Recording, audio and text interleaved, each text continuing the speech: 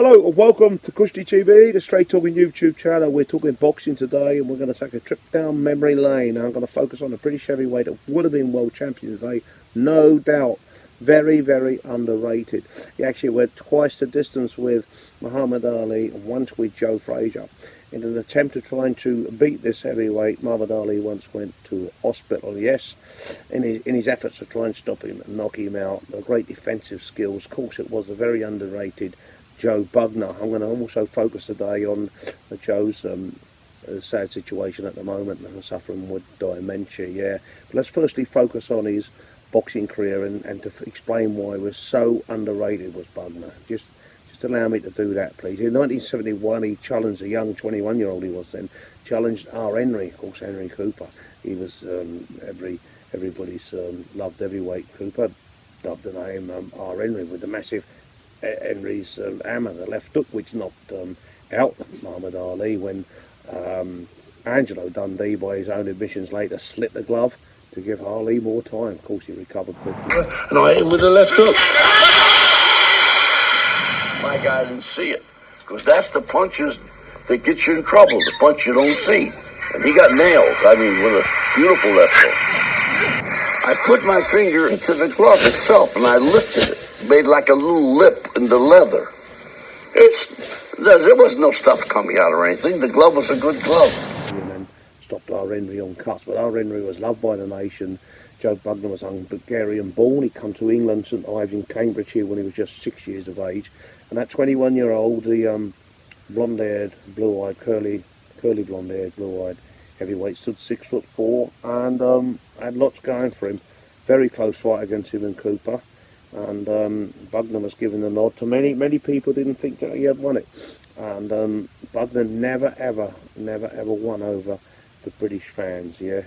He was then always dubbed the Hungarian Bull, never really dubbed as Britain's heavyweight. He come over as a little boy, as a 6-year-old. He never really won over on them.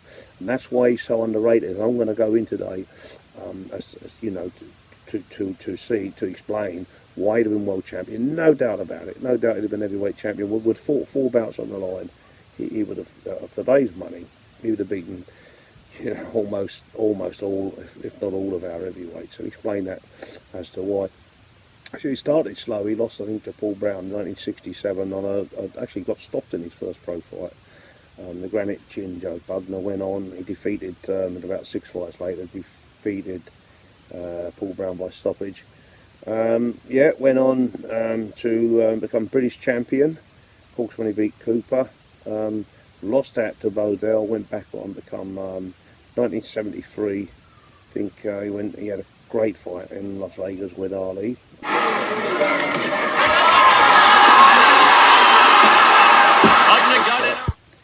Lost by a couple of rounds. Really good performance, which later would leave him, earning the opportunity to fight for the world heavyweight title. Many believe his greatest fight was against Joe Frazier in London. It was given to Frazier by just 1 point, over 12.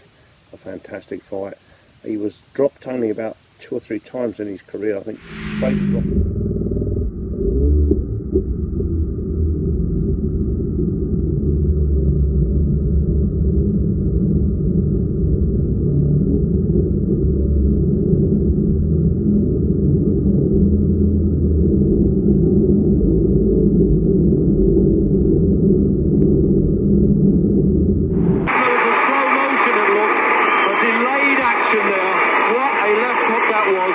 The commentary position.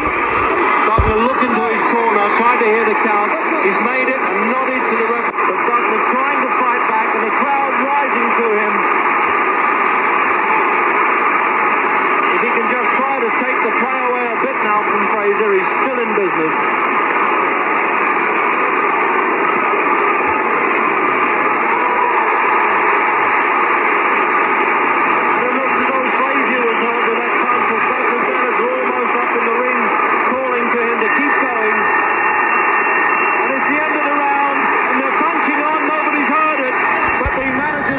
Deck to fight back brilliantly and stayed right in the fight.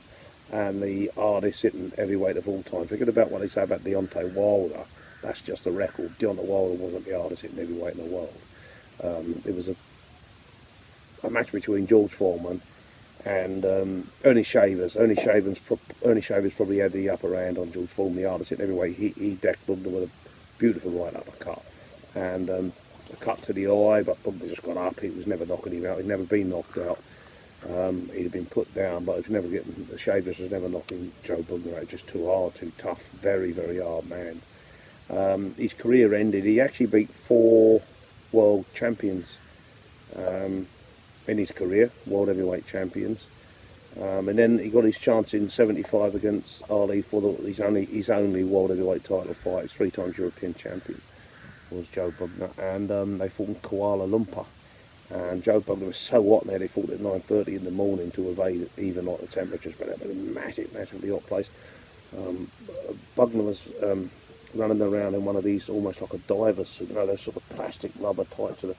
Anyway, I think it's like one of them the diver's suits, yeah, and or frogman suits, whatever you call them. Just to prepare, he wanted to get in that sauna type heat, and extremely well prepared.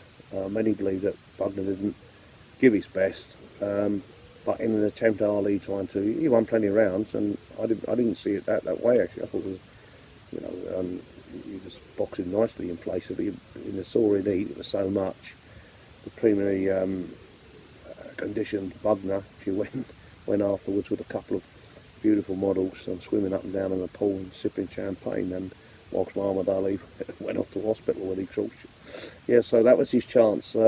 But let's explain why he'd been heavyweight champion. Of course, losing just a point to Joe Frazier, the mighty smoking Joe Frazier, and Ali in that very close 12-rounder, eliminating the world title fight. He's still, come on, let's give it some credit here.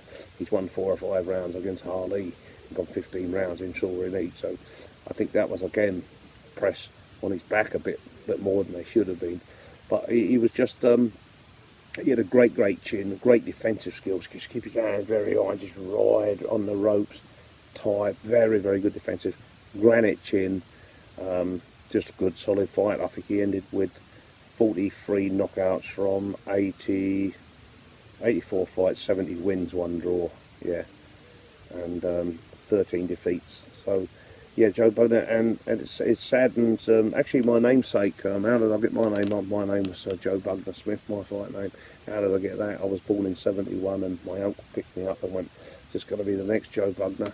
And he was the heavyweight champion of Great Britain then, and that's why my name. But I've always had a little bit in common, Maths, and I use that as my ring name, fight name. Many people refer to me now as Bugner, Joe Bugner, all the time. Yeah, so yeah, I quite like, because I like boxers and defensive fighters and tough guys, you know, good chin fighters. And I followed his career, and yeah, so an exceptional fighter, as I say, beaten he actually won a sort of diluted version. I think it was WBF. He'd beaten former heavyweight champion James Bone Crusher Smith in Australia. And he married to that beautiful woman, Marlene, and Joe and Marlene had it all. But sadly, Marlene died, and now Joe is, I think some 3 or 4 years ago, he's now a 74-year-old, and he's in the care home in Brisbane.